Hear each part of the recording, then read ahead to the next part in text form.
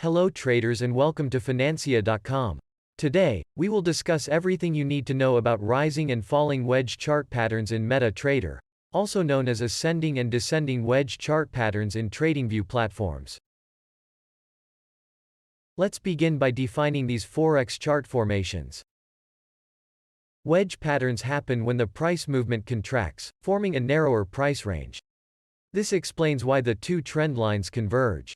You see this phenomenon when the trend lines are plotted along the swing highs and the swing lows on the trading chart. Then the distance between them gets smaller.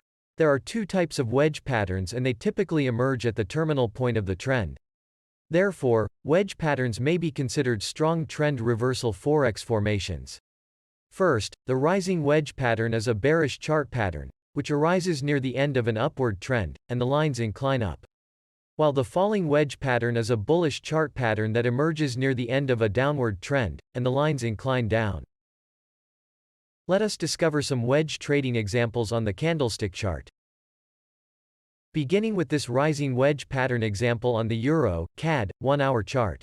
Rising wedge pattern, also known as an ascending wedge, takes shape after an ample uptrend when the price makes higher highs and higher lows.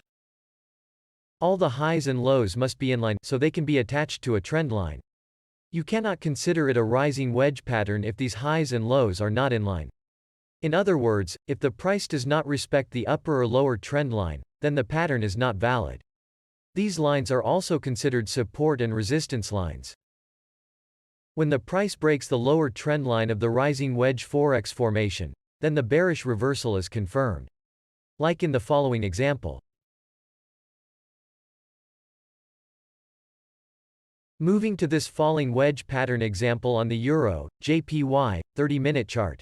Falling wedge pattern, also known as a descending wedge, takes shape after an extended downtrend when the price makes lower lows and lower highs. All the highs and lows must be in line so they can be attached to a trend line. You cannot consider it a falling wedge pattern if these highs and lows are not in line. That is to say, if the price does not respect the upper or lower trend line, then the pattern is not valid. These lines are also considered support and resistance lines. When the price breaks the upper trend line of the falling wedge Forex formation, then the bullish reversal is confirmed. Like in the following example. Thanks for watching this wedge chart pattern tutorial.